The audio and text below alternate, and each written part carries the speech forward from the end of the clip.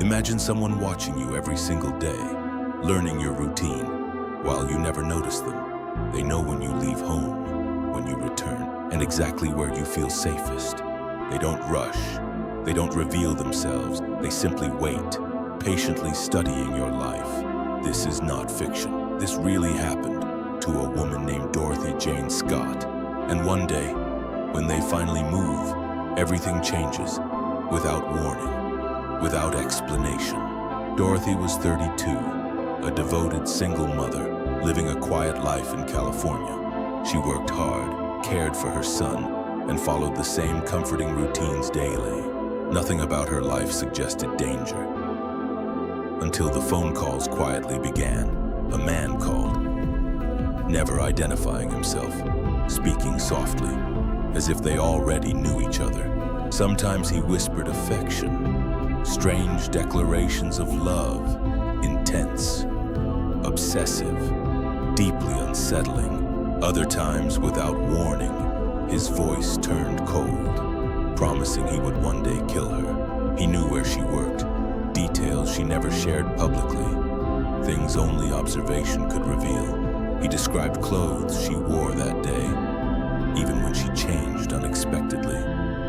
He knew when she left home, when she returned, and when she was alone. He wasn't guessing, he wasn't imagining. He was physically watching her life unfold. Dorothy felt fear growing slowly, but she never discovered who was following her. Because whoever he was, he remained hidden, patient, silent, completely invisible.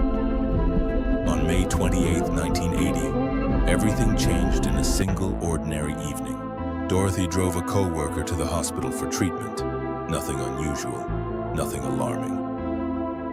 Inside they spoke casually, unaware that something irreversible was already unfolding outside when it was time to leave.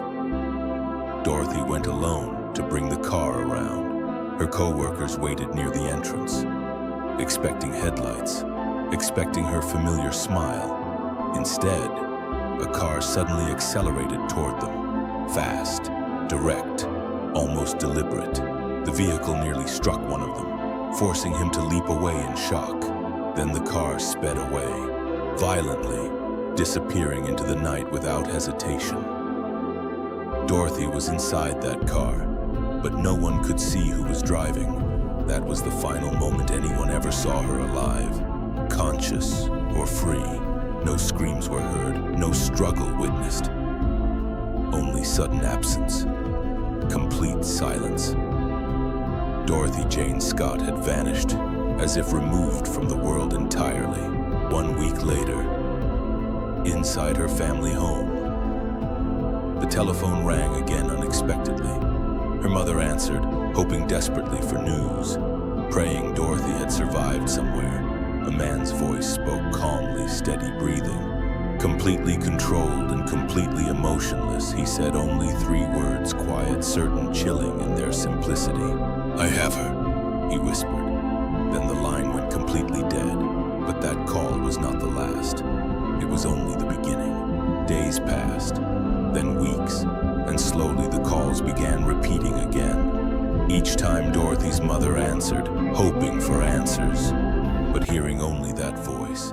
He spoke calmly, almost politely, as if maintaining a routine conversation. Every single time, he asked the exact same chilling question without variation. "Is Dorothy home yet?"